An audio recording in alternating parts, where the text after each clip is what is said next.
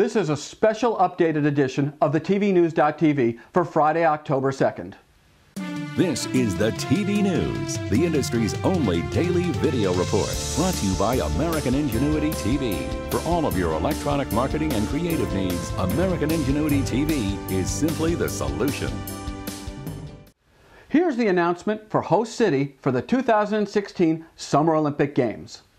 Tonight, I have the honor to announce that the Games of the 31st Olympiad are awarded to the city of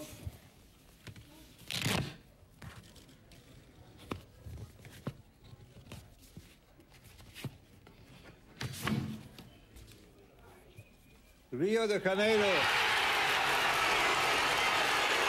Congratulations to Rio de Janeiro and all involved with the winning bid, and we'll see you at the 2016 Summer Olympic Games in Rio de Janeiro, Brazil. David Letterman rocked the TV industry and just about everyone else in the free world during the Thursday edition of The Late Show when he announced that he had been the target of an extortion plot. And a whole lot more, like Dave having sexual relations with The Late Show female staffers. And there's a letter in the package, and it says that I know that you do some terrible, terrible things. And I can prove that you do these terrible things. The creepy stuff was that I have had sex with women who work for me on this show.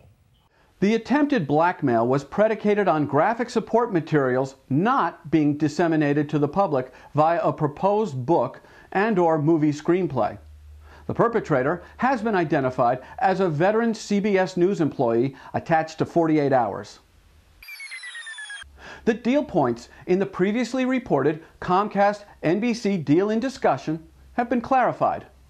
Multiple resources are now reporting that the deal hinges upon a Comcast-GE joint venture with Comcast having controlling interest. NBC would then be spun off from GE, with both entities contributing cash to the new operation. And those contribution numbers are said to be still in negotiation. But what seems certain is that both companies will be contributing all of their content assets to the new co. Now, there is one wild card in the deck, and that's Vivendi. Vivendi has a 20% ownership stake in NBC. We'll keep you current as more information becomes available on this developing story. According to The Hollywood Reporter, it's on with name-calling between the White House and Fox News Channel. The White House has issued a blog branding Fox News Channel's constant assertions and criticisms as lies. Fox's Chris Wallace has taken up the banner, calling the White House, quote, the biggest bunch of crybabies, unquote. And how about Glenn Beck? Well, Beck has just put overtime in being, well, just Beck. And that's not helping to cool tempers on either side of the verbal Donnybrook. Can these two adversaries kiss and make up? We'll report. You decide. For more details on the battle for sandbox supremacy, log on to HollywoodReporter.com. Let's file this next story under Dumb and Dumber. On Wednesday, the TVNews.TV reported that NBC was prepping a mid-season game show called Perfect 10. This show is predicated upon contestants vying for fabulous cash and prizes via proficiency in household chores. Apparently, this is such an awesome and exciting concept that Fox has benchmarked the Peacock by acquiring a very similar UK game show slated for prime time down the road. This game show, which requires exceptional skill and steely nerves, is called The Cube. Have a look. Deep. You must flick the ball using only one digit and land it inside the target container. You have 2 lives, Dean. But have you got the nerve to take on the game and weigh 50,000 pounds? Yes, if I can just flick this pencil into the garbage can over here, it could be a brand new Mini Cooper from me. Oh, I want a brand new car! Carney Games. All that's missing is the goldfish in that cube of water. Now, anyone who wishes to license my new game show, the Carney Games, Well, you can email me at grimshaw@thetvnews.tv. Are you listening to CW? And speaking of a carnival atmosphere, big problems at DLC's downsized John and Kate Plus 8, soon to be just known as Kate Plus 8. Jon Gosselin is pushing back big time, obtaining a court order that TLC shooting crews stay out of his house and keep away from the kids. TLC has responded by suspending any shooting that involves the children. And on a side note, Jon Gosselin, he's backfilled with some new work. He'll be introducing his new namesake milkshake at West Hollywood's famous shake place, Millions of Milkshakes. Well, John, if you can make it there, you can make it anywhere.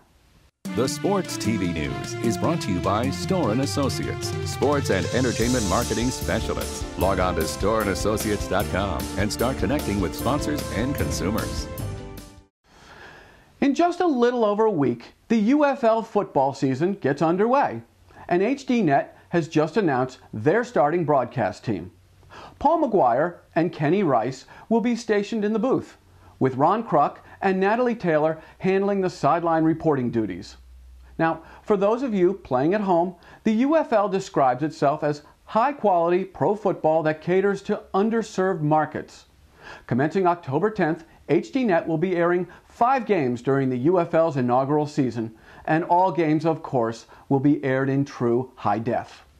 Future events and opportunities brought to you by Dude Walker. Get the best voice, get the best price. Get Dude at dudewalker.com. If you want to score big on the sports media and technology playing field, you might want to attend the Sports Marketing and Technology Gathering, and it happens this November 12th and 13th in New York. For more information, visit sportsbusinessconferences.com/SMT.